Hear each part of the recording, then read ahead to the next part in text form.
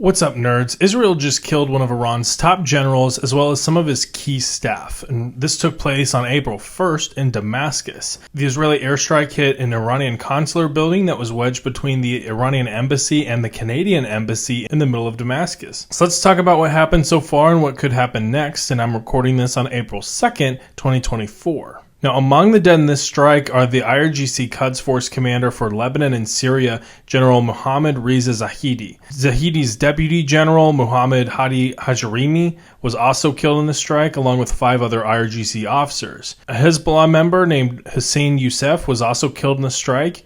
2 Syrians are also believed to have been killed in the strike, as well as 2 of the guards that were outside of the building at the time of the strike. It's believed that this strike took place during a meeting between the IRGC and Hezbollah, and PIJ was also believed to have been included in this meeting.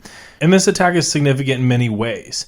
First, we're going to talk about the impact of those killed, because that is obviously one of the biggest impacts of this attack. But we're also going to talk about the attack itself. Now, General Mohammad Reza Zahidi occupied a very important position in the IRGC. The Quds Force, and the section of the IRGC called the Quds Force, is responsible for extraterritorial, so think outside of Iran, military action, as well as clandestine military operations.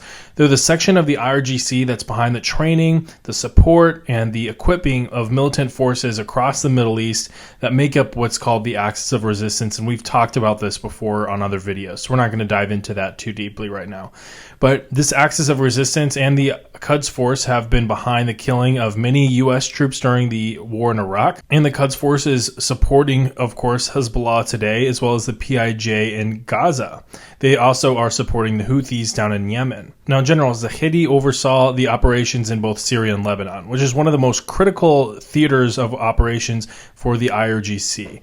Not only do you have the war against ISIS in northern Syria, which of course is a huge part of the IRGC's attention. Don't forget that Iran and ISIS don't get along at all, and they fought before. But IRGC, and particularly Quds Force and their proxies, have also been operating against Israel, especially since the war in Gaza began on October 7th. It could be argued that the Lebanon and Syria area of responsibility is one of the most crucial areas of responsibility for the Quds Force and really the IRGC as a whole.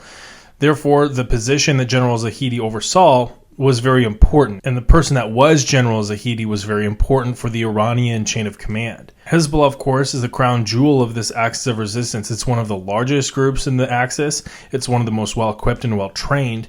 And certainly, I mean, it's very forward-facing. It's right up on the border of Israel. Now, we've talked in the past about how Syria facilitates this relationship between Iran and Hezbollah. Now, with the death of General Zahidi, General Hajrimi would have stepped into this role, that is, if he wasn't also killed in this attack. So that likely means that number 1 and number 2 in terms of succession were killed in this strike, at least for the Lebanon and Syria arm of the Quds Force.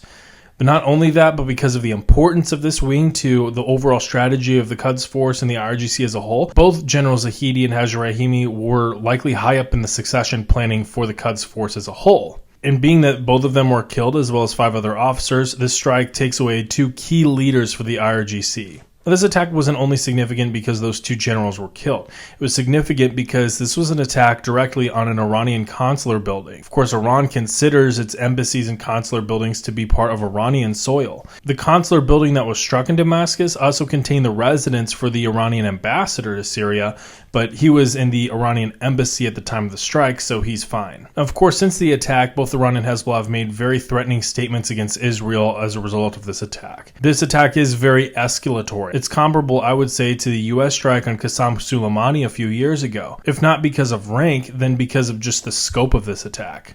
Now, it should be noted that this is not the first time since the war kicked off in Gaza that Israel has struck IRGC personnel. Strikes in December and January both killed a number of IRGC advisors. But certainly this is one of the first that we've seen where generals have been killed. Israeli Defense Minister Yoav Gallant spoke about this attack, saying that Israel is in a multifront war and that they are acting to prevent the buildup of forces anywhere. I think that this is a significant acknowledgement from Yoav Gallant that this is a multi-front war for Israel. I mean, we've seen the fighting between Israel and Hezbollah on the north and the border, though it certainly hasn't reached the level of fighting of what we've seen in Gaza. But we've spoken in the past that Israel may be attempting to get into a larger fight with Hezbollah so they can handle that situation once and for all. And certainly a key part of that strategy would be disrupting their relationship and their support infrastructure with the IRGC in Syria.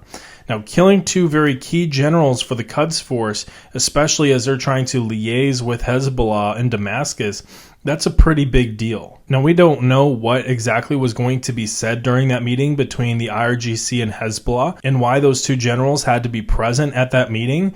It's not every day that you're going to see two generals for the Quds force meeting with Hezbollah. Oftentimes, a lot of that relationship will be facilitated by advisors. We could assume that that meeting would have been very significant, but at the same time, we don't like to assume, so we're just going to say there was a meeting, there were some generals there, and Israel took the opportunity to strike them. Now, we have not yet had a chance to see the kind of response that Iran or Hezbollah are going to have to these strikes. But no doubt it's likely to be pretty significant once it happens. And once it happens, you bet we're going to be on this channel talking about it. So hit that subscribe button and stick around for whenever we talk about that whenever it happens. Also, leave a comment on what you think is going to happen and what your reactions are to this attack. I've already shared that my thoughts are that it's pretty escalatory and we'll have to just kind of wait and see what happens next. But it kind of fits into what we've seen kind of out of Israel so far. Like this video if you found it informative. That really helps this channel grow and I really appreciate it. With all that, I'll see y'all next time. Later.